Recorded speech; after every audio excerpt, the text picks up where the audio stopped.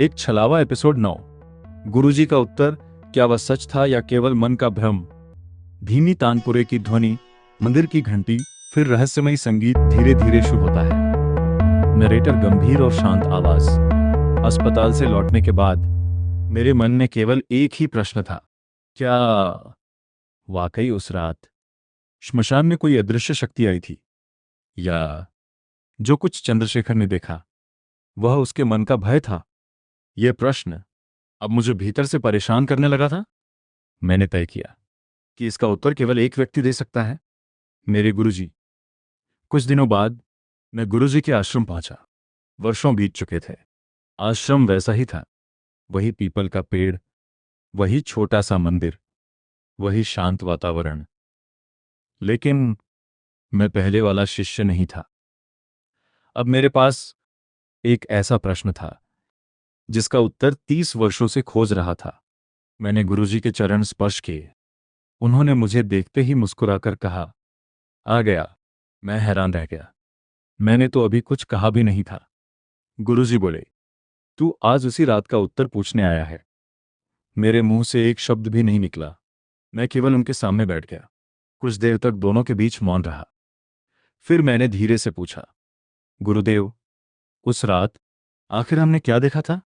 गुरुजी ने मेरी ओर देखा, फिर बोले, पहले तू बता, तुझे क्या दिखाई दिया था? मैंने उत्तर दिया, मैंने केवल कुछ पल देखा, फिर आपकी आज्ञा याद करके आंखें बंद कर लीं।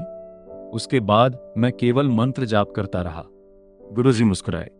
फिर उन्होंने दूसरा प्रश्न पूछा, और चंद्रशेखर?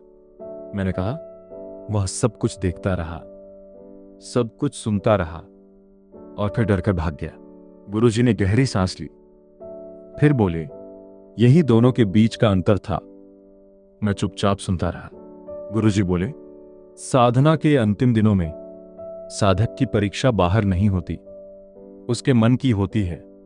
जिसका मन स्थिर रहता है उसे भय भी केवल एक विचार लगता है, लेकिन जिसका मन डगमगा जाता है उसे वही विचार वास्तविकता जैसा दिखाई देने लगता है।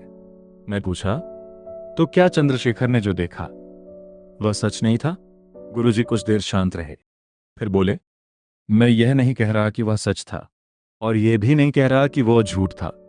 मैं केवल इतना कह रहा हूं कि उस रात उसके लिए वही सत्य बन गया था। मैं ध्यान से सुन रहा था। गुरुजी आगे बोले, जब भय विश्वास से बड़ा हो जाता है तो मन स्वयं अपने लिए एक संसार बनाता है, फिर वही संसार उसे जीवन भर कैद करके रखता है। मेरे मन में एक और प्रश्न था। मैंने पूछा, क्या उसकी साधना फिर से पूरी हो सकती है?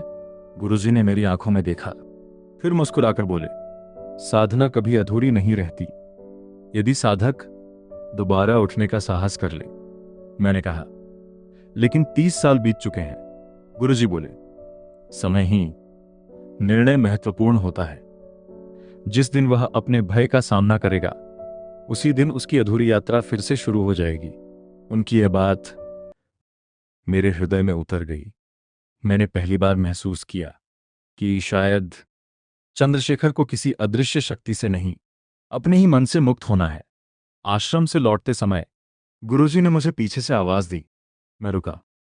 उन्होंने केवल एक वाक्य कहा, उसे यह मत बताना कि वह हार गया था। उसे यह बताना कि उसकी यात्रा अभी समाप्त नहीं हुई है।